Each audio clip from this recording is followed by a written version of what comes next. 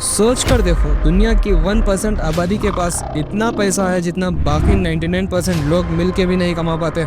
ये सिर्फ अमीर लोग नहीं है, ये बिलियनियर्स हैं जो सरकारों को चलाते हैं, ग्लोबल इकोनॉमी का रुख तय करते हैं, मीडिया की सोच को कंट्रोल करते हैं और आम आदमी की जिंदगी तक पर असर डालते हैं। और ये सब कुछ एक सिस्टम के जरिए होता है, एक ऐसा सिस्टम जो उनके फायदे के लिए बनाया गया है। एक आम आदमी सुबह से शाम तक काम करता है, फिर भी महीने के एंड में उसके पास कुछ नहीं बचता। उसी वक्त एक बिलियनियर न्यूयॉर्क में एक ऐसा अपार्टमेंट खरीद रहा होता है जिसमें कोई कभी रहेगा ही नहीं, सिर्फ पैसा छुपाने के लिए। बिलियनियर सिर्फ पैसा नहीं कमाते, वो तुम्हारी सोच भी कंट्रोल करते हैं। अंबानी नेटवर्क 18 ओन करते हैं, CNN न्यूज़ 18, CNBC टीवी 18 और Colors. Rupert Murdoch Fox News and the Times को ओन करते हैं। जब मीडिया उनके कंट्रोल में है तो वो डिसाइड करते हैं कि पब्लिक को क्या दिखाना है और क्या छुपाना है। जब अडानी हिडन रिपोर्ट आई, कई मेनस्ट्रीम चैनल ने या तो इग्नोर किया या इसे डाइल्यूट करके दिखाया। क्या ये सिर्फ कोइंसिडेंस है? नहीं, ये नैरेटिव कंट्रोल का खेल है।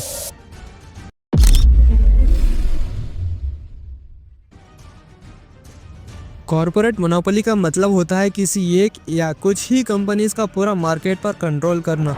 जेफ बेजोस का अमेज़न दुनिया का सबसे बड़ा ई-कॉमर्स प्लेटफॉर्म है, लेकिन क्या तुम्हें पता है कि वो अपने प्लेटफॉर्म्स पर सेलर बनने वाले छोटे दुकानदारों का डेटा मिसयूज करता है। 2020 में रूटर्स ने एक्सपोज किया कि अमेज़न इंडिया की टीम ने इंटरनल डेटा का इस्तेमाल करके उन्हीं प्रोडक्ट्स को बनाया जो उनके सेलर्स के टॉप सेलिंग थे और फिर उन्हीं को कॉपी करके खुद मार्केट में ले आए, और इससे छोटे सेलर्स मार्केट से बाहर हो जाते हैं और अमेज़न और भी ज्यादा प्रॉफिट कमा लेता है। एप्पल अपने इकोसिस्टम को इतना टाइट रखता है कि यूजर्स को फोर्स करता है कि सिर्फ उसी के ऐप्स और एक्सेसरीज यूज करें। ऐप स्टोर पे 30% कमीशन लेना, थर्ड पार्टी ऐप स्टोर्स को ब्लॉक करना, ये सब मोनोपोली का साइन है। इंडिया में अडानी ग्रुप ने पोर्ट्स, एयरपोर्ट्स, एनर्जी, माइनिंग सब कुछ कंट्रोल में ले लिया। एयरपोर्ट्स अथॉरिटी ऑफ इंडिया ने 6 मेजर एयरपोर्ट्स अडानी को 50 साल के लीज पर दिए बिना किसी कॉम्पिटिटिव प्रोसेस के। 2014 से 2022 तक अडानी ग्रुप के बिजनेस एम्पायर ने 1000% से ज्यादा ग्रोथ की। क्या एक कोइंसिडेंस है? नहीं, ये स्ट्रैटेजिक पॉलिटिकल बैकिंग है। स्टॉक मार्केट एक ऐसी जगह है जहां आम आदमी सपना देखता है पैसे कमाने का, लेकिन असली गेम बिलियनर इन्वेस्टर्स खेलते हैं। जैसे इनसाइडर ट्रेडिंग। इनसाइडर ट्रेडिंग का मतलब है किसी भी कंपनी के इंटरनल कॉन्फिडेंशियल इन्फो का यूज करके शेयर्स खरीदना या बेचना। ये इलीगल है, लेकिन प्रूफ के बिना पकड़ा नहीं जाता। एलॉन मस्क ने सिर्फ एक ट्वीट में लिखा, Tesla stock prices too high IMO, और टेस्ला का स्टॉक 10% से नीचे गिरा। फिर एक और tweet, Doge coin is the people's crypto, और डॉज कॉइन का प्राइस 400% ऊपर चला गया। ये मैनिपुलेशन का एक क्लियर एग्जांपल है।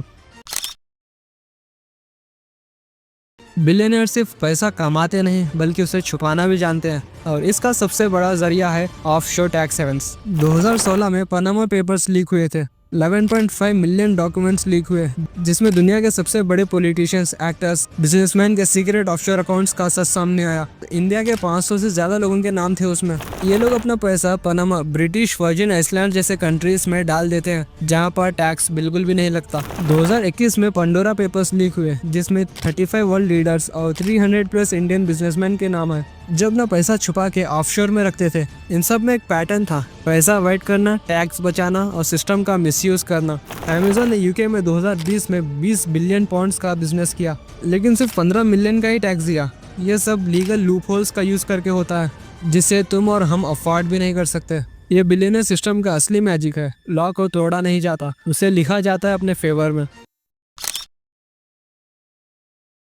ग्लोबल क्राइसिस जैसे पैंडेमिक्स, इकोनॉमिक रिसेशंस, वार्स दुनिया के आम लोगों के लिए मुसीबत होते हैं, लेकिन बिलियनियर्स के लिए ये एक मौका होता है पैसे कमाने का। जब दुनिया लॉकडाउन में थी, लोग अपनी नौकरियां खो रहे थे। उस वक्त जेफ बेजोस का नेटवर्क 70 बिलियन से बढ़ा, एलॉन मस्क का 150 बिलियन तक पहुंच गया, क्योंकि लोग घर बैठे ऑनलाइन शॉपिंग कर रहे थे, रिमोट वर्क के लिए टेक अडॉप्ट कर रहे थे, और इससे इनकी कंपनीज ने एक्सपोनेंशियल ग्रोथ देखी। जब 2008 में फाइनेंशियल मार्केट क्रैश हुए, तब वॉरेन बफेट जैसे लोगों ने चीप स्टॉक्स और कंपनीज खरीद ली, एंड उस क्राइसिस के बाद उन्होंने $1 बिलियन का मुनाफा कमाया। वॉर से वेपन मैन्युफैक्चरर्स, ऑयल कंपनीज और प्राइवेट कॉन्ट्रैक्टर्स का फायदा होता है। यूएस के इराक और अफगानिस्तान वॉर्स में हैलिबर्टन जैसे कंपनीज ने ट्रिलियंस ऑफ डॉलर्स कमाए। बिलियनर्स इन क्राइसिस को एक्सप्लॉइट करते हैं, नए बिजनेस मॉडल्स क्रिएट करके या फिर पैनिक पे गिरते स्टॉक्स और एसेट्स खरीद के।